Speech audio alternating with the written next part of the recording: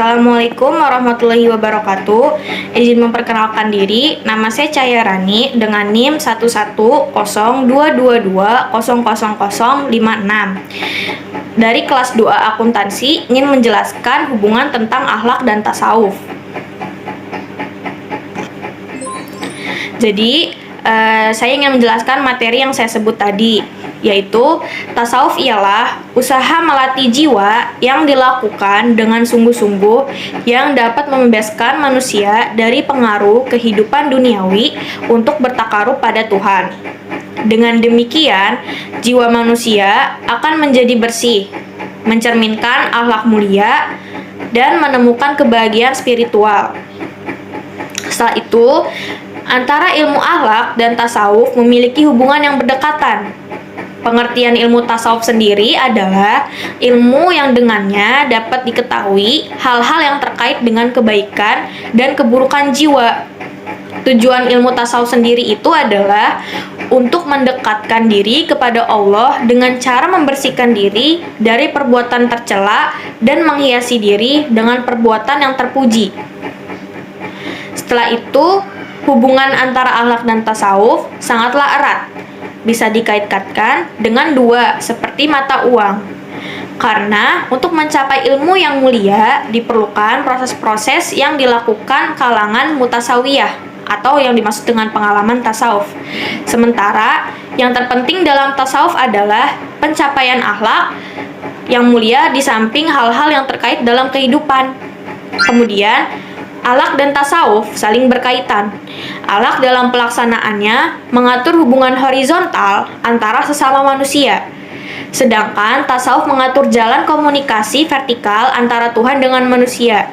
Akhlak menjadi dasar dari pelaksanaan tasawuf, sehingga dalam prakteknya tasawuf membutuhkan akhlak. Hubungan akhlak dan tasawuf tidak bisa dipisahkan karena kesucian hati dan membentuk akhlak yang baik juga.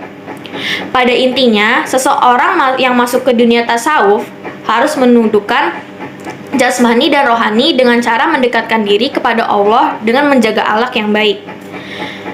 Apa yang dilakukan kalangan mutasawiyah akhirnya akan membuahkan akhlak yang mulia. Namun, tidak semua kajian dan pengalaman tasawuf masuk ke dalam akhlak. Tasawuf memfokuskan pada dataran tazkiyah al-nafs, yaitu pensucian jiwa, membersihkan diri sifat mazmumah atau tercela, dan menghiasi akhlak dengan akhlak mahmudah. Kemudian, ilmu tasawuf pada umumnya dibagi menjadi 3. Pertama, tasawuf falsafi, yaitu tasawuf yang menggunakan pendekatan rasio atau akal pikiran. Tasawuf model ini menggunakan bahan-bahan kajian atau pemikiran dari tasawuf, baik nyangkut filsafat tentang Tuhan dengan manusia dan sebagainya. Kedua, tasawuf akhlaki adalah tasawuf yang menggunakan pendekatan akhlak. Tahapan-tahapannya terdiri dari takhlaki atau mengosongkan diri dari akhlak buruk, tahali menghiasi dengan akhlak terpuji, dan tajali terbukanya dinding penghalang hijab yang membatasi manusia dengan Tuhan, sehingga nur ilahi tampak jelas padanya.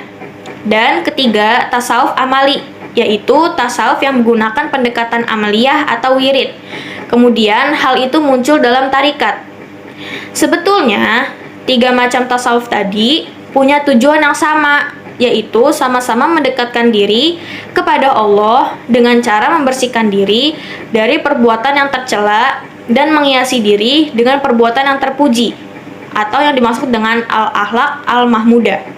Karena itu, untuk menuju wilayah tasawuf, seorang harus mempunyai akhlak yang mulia berdasarkan kesadarannya sendiri. Bertasawuf pada hakikatnya adalah melakukan serangkaian ibadah untuk mendekatkan diri kepada Allah Subhanahu wa Ta'ala. Ibadah itu sendiri sangat berkaitan erat dengan akhlak.